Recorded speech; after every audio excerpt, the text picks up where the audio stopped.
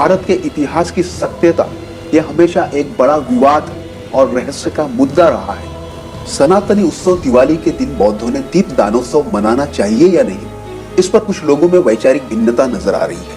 कुछ कहते हैं यह बौद्धों का त्योहार है जिसे सनातनियों ने छीन लिया है, तो कुछ कहते हैं ये मूल निवासी महापुरुषों की हत्या का दिवस है जिसे आर्य अपने विजय के रूप में मनाते आए हैं, तथा बहुत से बहुजन जिन्हें इसकी जानकारी नहीं है वे भी जानकारी के अभाव में इस उत्सव में शामिल होते हैं।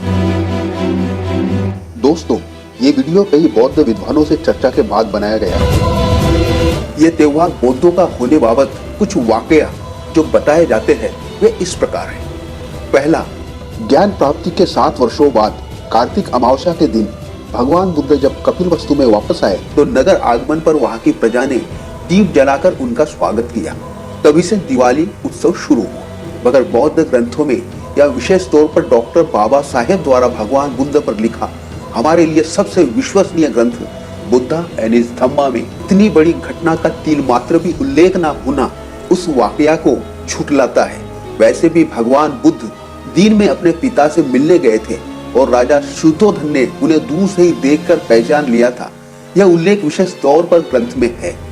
दूसरा वाकया है सम्राट अशोक कालीन, जब सम्राट अशोक का 84,000 बौद्ध विहार मानने का कार्य पूरा हुआ तब कार्तिक अमावस्या के दिन सम्राट द्वारा अपने राजधानी पाटलिपुत्र को दियों से सजाने का आदेश हुआ और उस अमावस्या को न सिर्फ राजधानी अपितु पूरा राज्य सजाया गया और उसी दिन से दिवाली मनाने का रिवाज शुरू। ये वाकया भी कहां से लिया गया है इस बाबत कोई अता पता नहीं। अगर सम्राट अशोक दीप दानोत्सव मनाने को कहते तो इसका उल्लेख उनके द्वारा बनाए गए स्तूपों या चैत्यों पर जरूर मिलता। यानी दीप दानोत्सव का सम्राट अशोक से कनेक्शन भी बिल्कुल असत्य है। कुछ लोग लिखते हैं यह त्योहार न ही बौद्धों का है न ही सनातनियों का बल्कि किसानों का है, मगर इस तथ्य का भी कोई लिखित स्वरूप में प्रमाण नहीं है।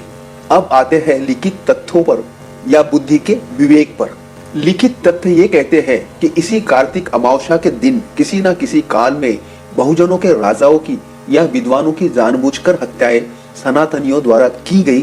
मसलन राष्ट्रपिता महात्मा ज्योतिबा फुले के विश्वविख्यात ग्रंथ गुलामगिरी में इस बात पर ही एक अध्याय है कि कार्तिक अमावस्या के दिन बहुजनों ने श्रेष्ठ बलवान तथा दानशूर राजा बलि के बच्चों को पहले मारकर बलि प्रतिपदा के दिन राजा बलि को आर्यों के राजा आदि नारायण ने वामन रूप में धोखे से मार डाला और उसके समृद्ध राज्य से सोने के अलंकार लूट लिए।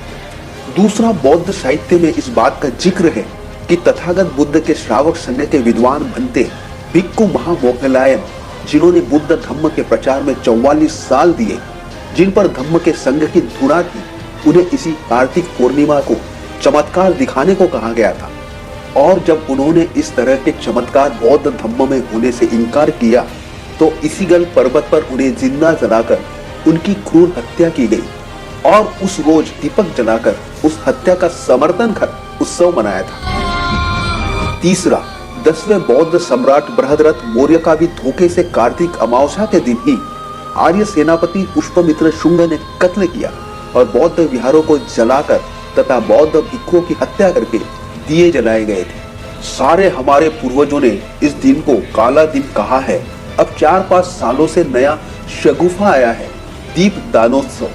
चीनी अभ्यासक यात्री जो लगातार बुद्ध संस्कृति को जानने यहाँ घूमते रहे हैं, बुद्ध या बौद्ध राजाओं से संबंधित छोटी सी छोटी बात को लिखा गया है।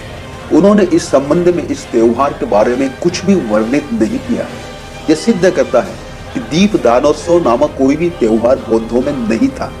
फिर भी बुद्ध की कालामों को दी गई संसार की महानतम देशना यहाँ पर भी लागू होती है। उनके वचन है, मन में संदेह पैदा हो तो उससे घबराने की जरूरत नहीं है। संदेह ही ध्यान का जनक है, लेकिन किसी बात को इसलिए सत्य नहीं स्वीकार करना चाहिए कि अधिकांश लोग उसे मानते हैं या यह बात परंपरा से चली आ रही है या यह बात का प्रतिपादन करने वाला तुम्हारा आदर भाजक आचार्य है या यह बात तुम्हारे धर्म ग्रंथ में लिखी है। प्रत्येक बात को अपने अनुभव के कसौटी पर उसके तथ्य को कसकर देखना चाहिए।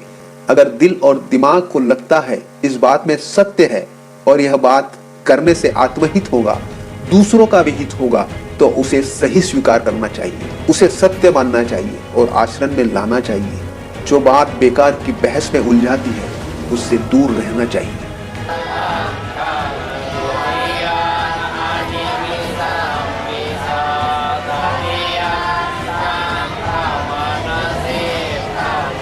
अब आते हैं इतिहास तथा त्योहारों पर।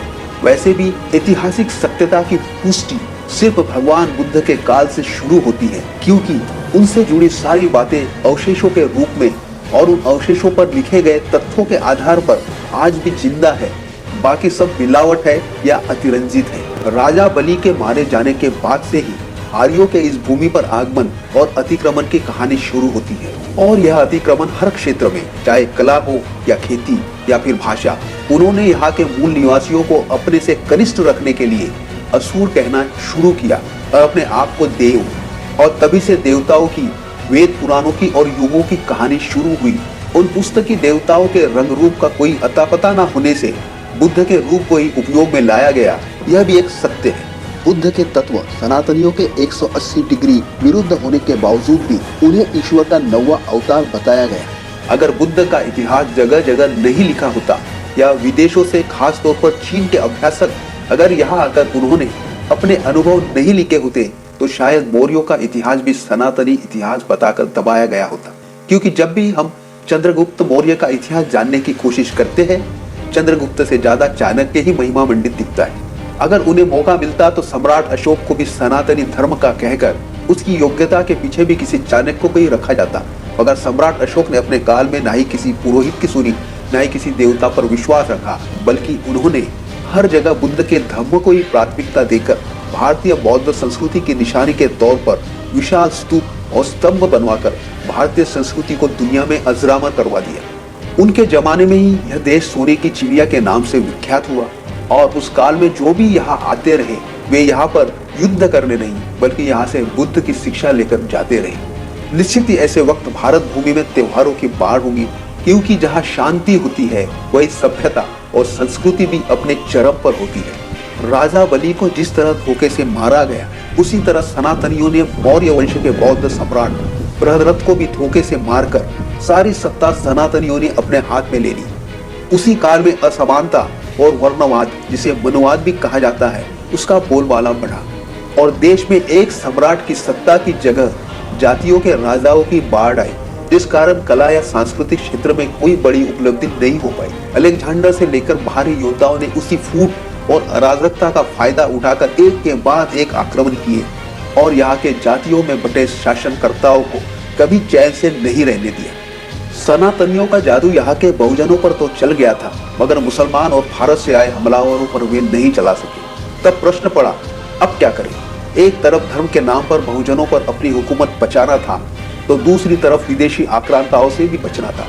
एक ही रास्ता बचा था, धर्म की सत्ता को बचाने के लिए आक्रांताओं के सामने घुटने टेक कर चुप बैठना और मूल निवासियों पर धर्म के नाम पर अपना हुक्म चला।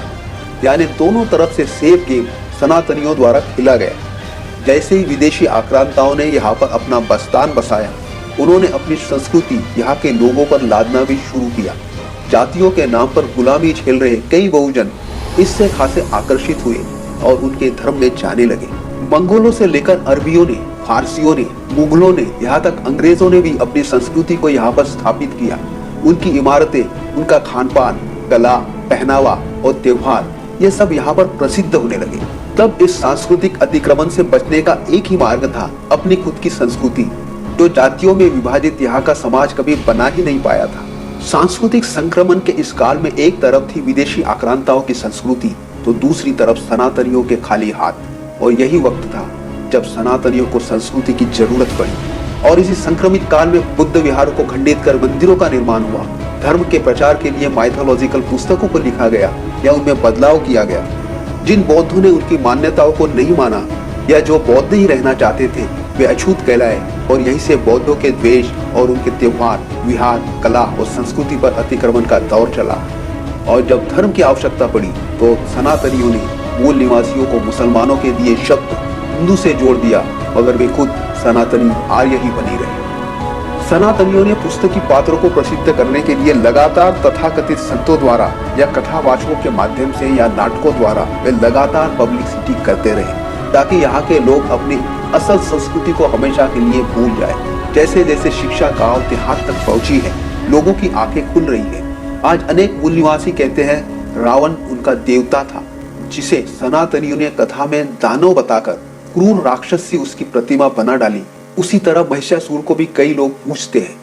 कई जगह तो रावण और महिषासुर के विरोधियों के पुतले फूंकने की रीति शुरू हो गई है। या कोरोना काल में जिन लोगों का भ्रम टूटा है, वे फिर से अपने असल संस्कृति की तरफ वापस आ रहे हैं। झारखंड के मुख्यमंत्री ने तो आदिवासियों को अपने सामने हिंदू न लिखने का प्रस्ताव विधानसभा में पारित कर दिया।